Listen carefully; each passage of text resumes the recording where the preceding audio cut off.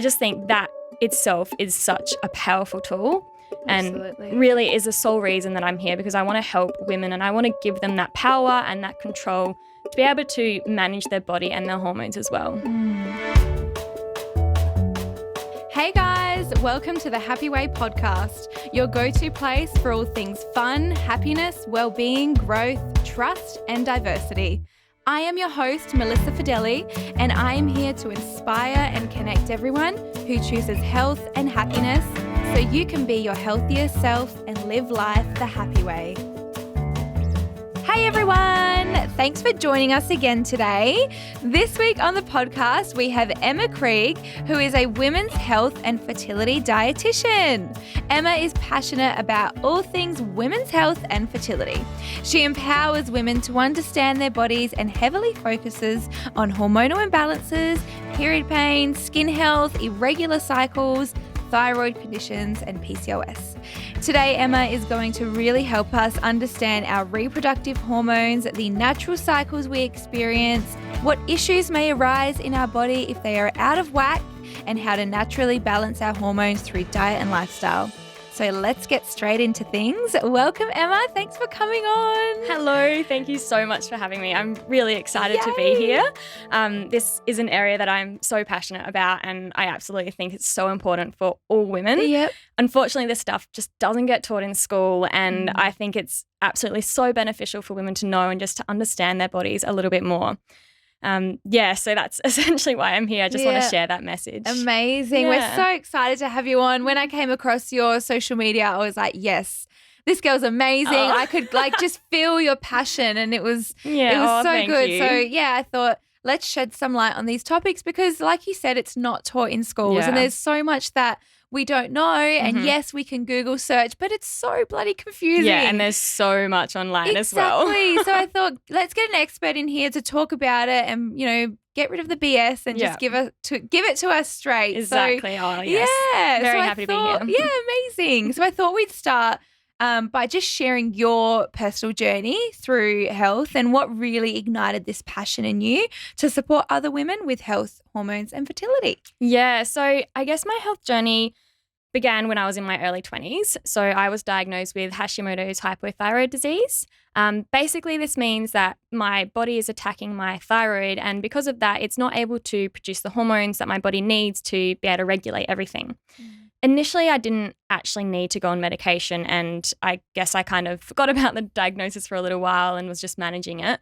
But eventually I started to notice that I was losing my hair, and I remember one morning I was brushing my hair and it was just falling out and it just kept coming, and it was just such a horrible feeling. I was also feeling really depressed, and I struggled to find the motivation to do all the things I loved, which was just having a huge impact on me. It also took a massive toll on my menstrual cycle, so I wasn't ovulating properly. I didn't get regular periods. They were all irregular, and sometimes they were short and sometimes they were long. This coupled with coming off the pill as well at the same time just really threw everything out of whack, and I just didn't feel myself at all, and that was just such a hard time and a hard feeling to go through. So because of all of this, it really led me down the path of learning about women's hormones, and through the research and some help from really good practitioners as well, I started to realize that everything was connected. So the symptoms I was having from my thyroid was impacting my menstrual cycle, and everything I was feeling, it was all connected within my body. This really helped me to understand what was happening and what was going on, and I started to look at the impact of nutrition and lifestyle on this and how that can impact my hormones and how I can start to use some changes to actually get my hormones back into balance. So it's been a really long journey through that time, but now I'm finally at the point where I completely understand each month what's happening, and I can track my cycle, I can look at my hormones, and I know what's happening, I know what's going on, and I'm able to actually give my body what it needs in response to that. So I'm able to make changes and see the impact of those changes. I just think that itself is such a powerful tool. Absolutely. And really is the sole reason that I'm here, because I want to help women and I want to give them that power and that control to be able to manage their body and their hormones as well. It's all about understanding how everything's working and knowing what's 100%. going on. Because like you said, that's power within itself. just knowing, okay, what am I feeling? What's happening with my cycle? Where am I at this month? And just feeling like you've actually got a grasp over things. Yeah. It's good. So today I wanted us to really highlight two female sex hormones, estrogen and progesterone. Both estrogen and they're tongue-tied when you say them together in the same sentence. Yeah. Estrogen and progesterone play a huge role in hormone health and fertility. Are you able to explain to us what both of these hormones are, how they work, and when they're most dominant throughout your cycle? Yeah. Okay. So I'm going to start with estrogen, which I like to describe as the woman hormone, and it gives us that womanly shape. So it gives us our hips, butt, boobs. It makes our skin nice and plump. The biggest role of estrogen is that it builds that uterine lining during the first half of our cycle, which is the follicular phase. So the follicular phase is day 1 of your period up until ovulation. And estrogen peaks just before ovulation as well. It's also got a key role in fertility. So it helps to mature the egg in the ovary, it softens the cervix, and it assists sperm and implantation. Estrogen can also have a big impact on our mood. So as we see it rising in the first half of the cycle, you're going to start to feel a bit of a confidence boost. You're going to want to be social and maybe even a little bit more energetic. So we can thank all those lovely feelings to estrogen. Yeah. More of that, please. Love that, yeah. On the other hand, we've got progesterone. So progesterone is dominant in the second half of the cycle, which is the luteal phase, and it peaks about 7 days after ovulation. It is actually produced by the corpus luteum, which is made from the follicle from which the egg was released during ovulation. The main role of progesterone is to maintain the integrity of the lining and support the egg implantation. So if you think of estrogen as building that lining, then progesterone is going to come in and really stabilize it and support the lining. Yeah. Now, progesterone is also responsible for raising our basal body temperature. So when women are tracking their cycle and they're taking their temperature, after ovulation, you're going to see a rise in your basal body temperature, and that's a really good sign that ovulation has occurred and it has been successful. Progesterone can also have a mood balancing effect, so it can help us feel calm and at ease, which is really nice. Yeah, that's good too. You've got to get these things balanced, far out. Yeah, it's all about the balance. Wow, they do a lot, so it must be, lots with our bodies, lots with our mood, lots with our fertility. So yes, okay. So if either of these hormones are imbalanced, so they're out of whack, what can this cause in the body and what would this look like? I'm kind of getting that, you know, especially with the mood thing there, like the calm and the hyper. Yeah.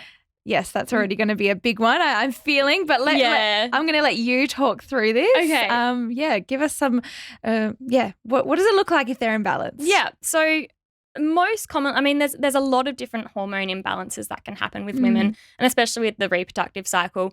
But most commonly what I will see in my clinic is that the estrogen levels are too high compared to the progesterone. And what we're going to see as a result of that is the menstrual cycles might be long, so longer than that typical 28-day period, irregular cycles, or even sometimes anovulation, which is when your body doesn't have successful ovulation. Okay. Some of the symptoms that we might experience when we've got excess estrogen can be increased period pain, which is something I had really bad a lot, weight gain, suppressed thyroid function, anxiety, might get those sore boobs, inflammation, and there's actually an increased risk of uterine and breast cancers. On the other hand, if we're looking more at a progesterone deficiency, we're going to see that with shorter cycles. And that's because the body is not able to hold that lining. So it's not able to keep the lining stabilized. And as a result of that, you're going to see some early spotting or even an early period come in. Yeah. So what can actually cause these hormonal imbalances? I'm sure there's lots of different factors, but what's most common? Yeah, so like you said, there are so many different conditions and different factors that can come into play here, and it really can get quite complex. Yeah. Today I'm going to focus mostly on estrogen excess and just the way I kind of explain it to clients. And I say that there's 3 factors that can be contributing here. So the first is that the body is actually producing too much estrogen. The second is that it's not clearing away or metabolizing the excess estrogen enough. And the last is that there's actually a lack of progesterone production. So remember, it's all about that balance. If we're not getting the levels of progesterone we need, then we're going to end up with having an estrogen excess. So the first one, when we're talking about our body producing too much estrogen, then this can often be caused by actually having excess weight because our fat cells can produce estrogen as well. Alcohol consumption is also linked to an increase in estrogen levels and insulin resistance. There's also some research that shows some foods and even plastics contain compounds that essentially mimic estrogen in the body. So that's going to lead to an overall higher level of estrogen. When we're talking about our body clearing away the excess estrogen, one of the biggest factors here is looking at fiber, and fiber plays a really crucial role here by preventing the reabsorption of estrogen back into our body. If we're not having regular bowel movements, then it gives estrogen a chance to be reabsorbed back into the bloodstream, which we don't want. We want it to be able to get rid of it and take it out. The other thing that is impacting here is our thyroid. So we need to make sure that our thyroid is metabolizing it properly and it's not down-regulated like you might see in hypothyroid disease. Exercise has also been shown to reduce estrogen levels, and we also need to make sure we're supporting our liver to process and metabolize it properly. And this is where some key vitamins and minerals can come into play, such as folate, B12, magnesium, and even zinc. And then the third thing that I always speak about is that it could actually be a lack of progesterone. So our body's not producing enough progesterone, which indirectly results in that estrogen excess. When we're talking about progesterone, the biggest factor here is stress. And what actually happens in our body is that we will prioritize stress hormone production, particularly cortisol, over the production of progesterone. And that can, when it's over a long period of time or when it's a highly stressful time, it can actually lead to those lower levels of progesterone that we might see. So those are some of the three factors that might contribute to having that high estrogen level. So it's kind of like real mind, body, life, everything. It's all kind of connected. Exactly. Everything comes into play, and there's so many different things you can look at and different little factors that might all contribute a little bit. And I think that's important that we understand that when it comes to good health, because a lot of people feel like, well, I know I did before I studied as well, you know, not just like everyone. I feel like, you know, we think we've got to focus on one thing and one thing only, whether that be we need to go really hard at the gym and lose weight or, I can't eat any of these foods, like I'm only eating this. And, you know, I feel like everything needs to be focused on equally, and we need to have a kind and gentle approach to everything and not, you know, really just go hard at one aspect, extreme. Because that in itself can then cause imbalances like what you've said. Definitely. So, I think it's so important just to look at everything. And that's one of the first things I do with my clients is I just look at the whole picture, everything that's going on in their life, because it really can, every little component of your life can impact these hormonal imbalances. It's not just about the food, and it's not just about exercise, or it's not one of those. It's all of them together. Yeah, absolutely. So I'm sure this next question, my boyfriend is going to be really happy that I'm, you know, getting to the bottom of this. But when it comes to, like, you know, mood swings and PMS before your period and you're feeling, you know, maybe a bit more extra moody at certain times of the month, what role do our hormones play in this, and how can we regulate that? Please tell me. You'd be surprised how common this is actually. So like I said before, estrogen and progesterone both have quite different impacts on our mood. So estrogen's going to leave us feeling more positive and confident in that first half of the cycle. But if we're not experiencing the drop in estrogen in the second half and that rise in progesterone, then we're going to end up feeling a little bit moody and a little bit anxious and a little bit irritated. This is because progesterone is that stabilizing hormone. So it has that stabilizing effect on our mood. In saying that, though, even women with a regular cycle and balanced hormones might still experience some mood changes. It depends on the type of level. So I try to explain this to clients, and I say, look, like if you look at a menstrual cycle chart with the hormones, they are always changing. And that's Always. just your body, and your body is going to adapt to those changes. Yeah. And that's completely normal. It's completely okay. The time when it becomes not okay is when it's extreme. So when you're getting those multiple mood swings in a day, or it prevents you from doing the things you love, that's when we start to think, okay, there is a bit of an imbalance here and there's some work we can do. So with PMS, we often see that in short cycles. We can definitely see it in the longer cycles as well. But because we've got that lack of progesterone in short cycles, that's when we're commonly going to see the premenstrual symptoms that you're talking about there. Okay. I do think the key thing to acknowledge here is that our hormones change throughout the cycle, and as a result, our mood may fluctuate, and that's okay. It's important to acknowledge the change and understand it. So actually know, okay, well, I'm just in this point of my cycle and that's all right. Today, I just want some quiet time to myself and maybe next week I'll feel like going out and socializing.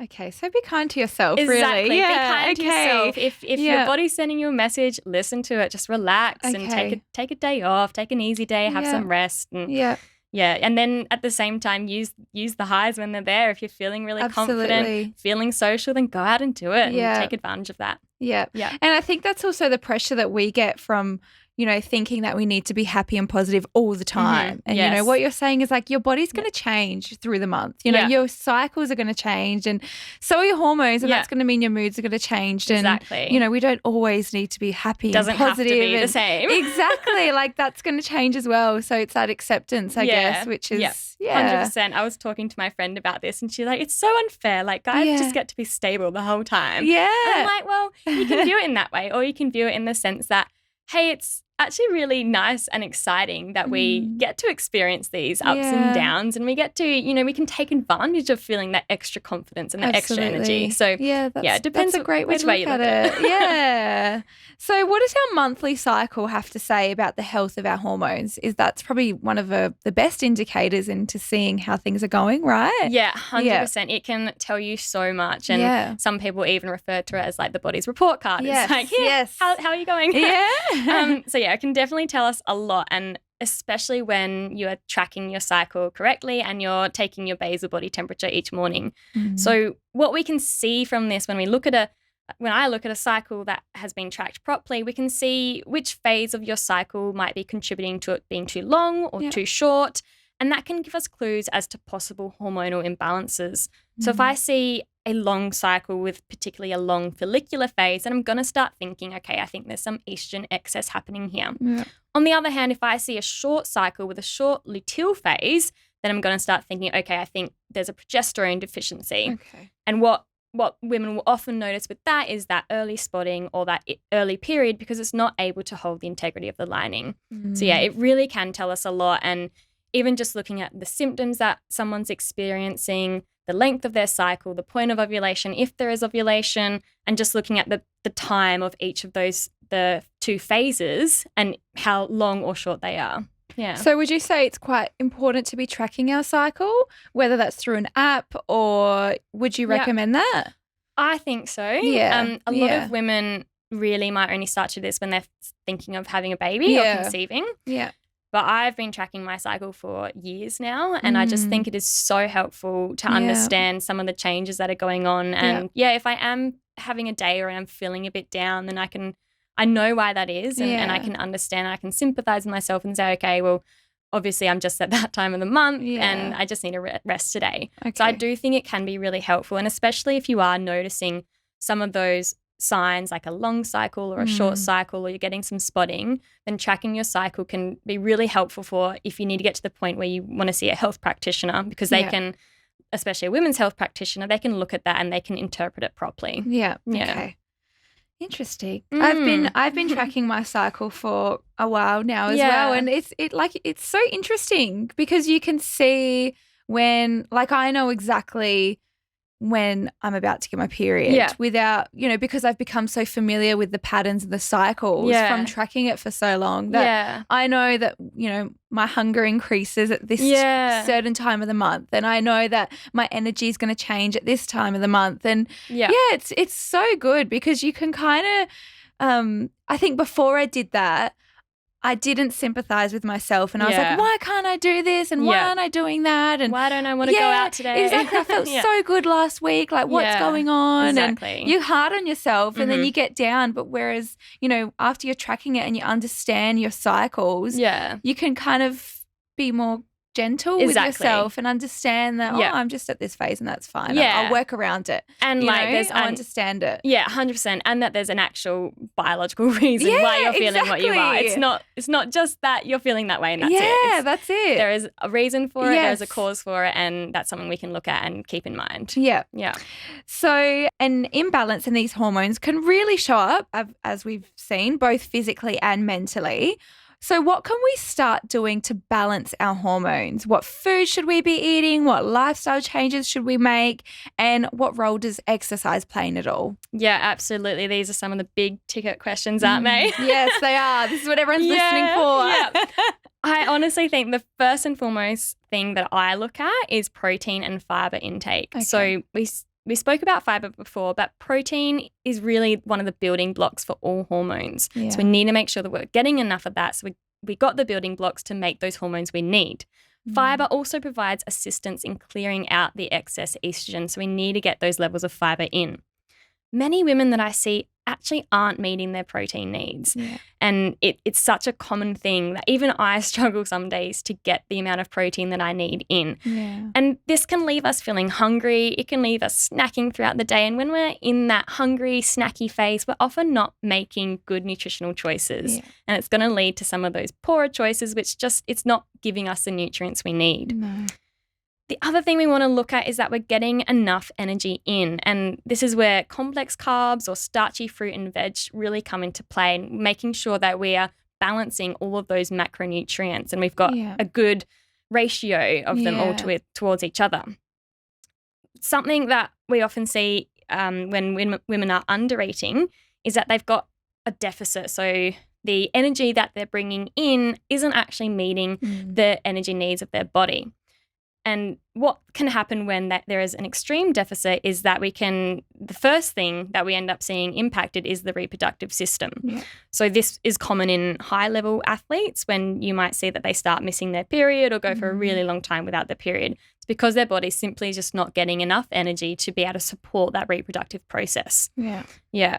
So I guess the main things we want to look at are getting good quality protein, which is from animal and plant sources. Yeah. Pairing this with vegetables and fruit to make sure we're getting vitamins and minerals and fiber, but also trying to reduce any highly inflammatory or processed foods. So focusing more on those nutrient-dense meals and trying to reduce the intake of sugar or refined carbohydrates and instead swapping them for nice complex ones. Yeah. In terms of lifestyle, then we're going to be looking at sleep and stress reduction as the biggest one. So sleep is when your hormones are actually produced and released in the body. So we need to make sure that we're getting that 8 or 9 hours of sleep, whatever works for you, each night, so that our body has that chance to rejuvenate. In terms of stress, I touched on this before, the biggest thing here is keeping those cortisol levels in check. If they're not in check, then progesterone will start to be impacted by that. Yeah. When we look at exercise, the biggest thing I say is just daily movement, just every day having some form of movement you're doing. If there can be some weight-bearing exercise, that's fabulous. I tend to say if you're the kind of person that's really stressed out or really busy, I tend to say avoid high-intensity exercise because it can actually end up increasing those cortisol levels even more. But in saying that, like we were talking about before, as your mood changes throughout the cycle, there might be times when you feel like, I actually could handle a really high-intensity workout now, and that might be the week or so before your ovulation because you're feeling more energetic and you're feeling a bit more confident in that, less stressed. So, it's a bit of looking at the time in your period, but also the kind of person you are and some of the symptoms you're having. Yeah. Yeah. Okay, so can we quickly touch on fats as well? Because I feel like they get such a bad rap, but healthy fats play a huge role in hormone health. Can you shed some light on that? Yeah, absolutely. I just think fats are so important, and I still cringe a little bit every time I hear someone say, I'm on a low-fat diet. I'm just like, oh, no. So old school. Yeah. But like I said before with the protein, fat is another building block of hormones, and specifically cholesterol is the building block of estrogen and progesterone. So if we're not getting fat in our diet, then we're not going to have the building blocks for those hormones. Yeah. Fat can also provide some really important nutrients. So we've got omega-3 and vitamin D, which are super crucial for egg health, and also ovarian reserve, which is essentially the pool of eggs in your ovaries. Yeah. But when we talk about fat, we do want to keep in mind the type of fat we're having. So we want to avoid the saturated fat, which you typically find in cakes, biscuits, and pastries, and focusing more on those unsaturated sources such as fish, avocado, nuts and seeds, and eggs. Beautiful. Yeah. So really having all those macronutrients and a balanced diet is so important. I feel like our diet culture now is always excluding one of those foods, one of those food groups. And it's, you know, from a hormone perspective, it's like, well, no, because you're not getting everything that you need to feel nourished. And, you know, you need your complex carbs and you need your healthy fats and you need your protein and your fiber, and all of that is what makes up a healthy body, a healthy mind. And I think it's so important to find that balance on your plate every meal with those amazing foods, because they all have so many great benefits. Yeah, it's so important. And it's also important, I think this is where sometimes people get a bit confused, is you need to look at the types of food you're getting those nutrients from. So you want to be choosing good quality protein and good quality complex carbs and avoiding those more refined ones. And same with the fat, you want to be choosing unsaturated over the saturated. So it's about the type of nutrient and the type of food that you're getting them from. Absolutely. Yeah. So as a dietitian, what is something you do, well, maybe more than one thing, but what is something you do every single day to ensure you are nourishing your hormones? Yeah, so there are lots of things that I could say here, but I think I just can't go over making sure that you have 3 consistent meals a day, each one with quality protein and fiber. This is something that I feel a lot of women miss, and it's often just the first, might be simple, but it's a pretty big impact step that can have on your hormones. So just making sure that you get those 3 meals in a day, not skipping meals and not, you know, chucking something together last minute and just having no nutrients. So you want to make sure that you're looking at those 3 meals a day and you've got good balance between all those macronutrients. And many women aren't actually eating their protein requirements. So if you're having a meal that is heavy in carbohydrates, and it's essentially like a missed opportunity to get some protein in, and you're going to be trying to make up for that in the rest of your day, and in the end you just won't get there. So of course carbohydrates are really important, but like we were saying before, it just needs to be that balance between protein, carbohydrates and fat. So I think this is the first and foremost step in the overall diet and lifestyle, and really looking at those habits that you're creating and doing on a daily basis. Yeah. So what's your favorite meal? What's your favorite balanced meal to have that you feel nourishes your hormones and just your body in general? Oh, there's so many. But I think every single week at least, well, several times a week, my dinner meal will always consist of some good quality protein. So maybe it's like chicken or some lamb. Nice salad, big salad on the side, about half my plate. And then often some roast veggies there as well. So maybe some roast potato or some roast broccoli, roasted carrot. A lot of my dinner meals will consist of this kind of meal portion or this kind of balance and some variation of that. And it's so simple. Like it is. Protein, cooked however you want. And then your salad and then some roasted veggies. Like how simple is that? And you can meal prep that at the start of the week. Like make it in big batches and 100%. I think so that's simple. That's what catches a lot of people out, is they feel like they have to be in the kitchen cooking these like amazing meals and following these complex recipes. And personally, I actually hate that. No way. Following it's a recipe all like, the way. Yes, of course. So it really is about just bringing it back to basics and saying like, well, no, you don't actually need a fancy restaurant class meal. You can just make sure you're getting in those core nutrients and have some habits as well. Have some like go-to routine meals that you know work and you know are easy to make, and you can fit it in so much better than having to think every single night about the meal that you're going to create or the recipe you're going to follow. And I find that is something that a lot of women think, that they need to have a different meal and a different recipe for every meal of the day. And it's like, no, you can eat the same thing a week if you want. Like if you won't get sick of it. I mean, I make the same lunch and I eat it every day of the week. And it's fine. And you know, I might mix up my dinners every now and then, but it's totally fine to be eating the same thing as long as you said, you know, if it works for you and it tastes good and you know it makes you feel good, just get it into you. It doesn't need to be complex. It doesn't need to be confusing. Exactly. Yeah. And I think, this is, I mean, obviously we want some variation. So whether it's changing up your veggies or changing up the type of meat you're having, but that basic kind of setup is something you can just use that and vary it throughout the week. And it makes everything so much easier from doing your weekly shop because you just know your go-to foods and you go to things that you need in the house that week. And then when you get home, it's just you're on like autopilot with your cooking. You don't have to think about it. It's just you just do it and it's there. So creating those good habits is just so important, I think. Yeah, amazing. Yeah. Well, where can everyone find more of you? Because I'm sure they're going to want to come and search you up and learn more about hormone health. And where can we look for you? Yeah, so I'm on Instagram and that's where I post a lot of my information that I'm researching. So my handle is at Emma Krieg Nutrition. I've also got a website, which is www.emmakriegnutrition.com.au, and on there you'll find some blog posts and more information and freebies as well. Beautiful. I love it. You've got such a nice feed and such a beautiful website. So thank you for everything today and sharing all that really, really interesting information. Yeah, thank you so much for having me. I was thinking about a lot of things as we were talking. I'm like, okay, I've got to do this and I've got to work on this and now I understand this better. This is great. So thank you so much. Oh, thank you so much for having me. Of course. So that brings us to the end of today's episode. Thank you guys so much for listening, and I hope you have taken even just one piece of wisdom from this episode that you can apply to your life to help you grow and be a happier and healthier version of you. Please like, subscribe, and make sure to share us on your socials. Sending lots of love to you all. Bye.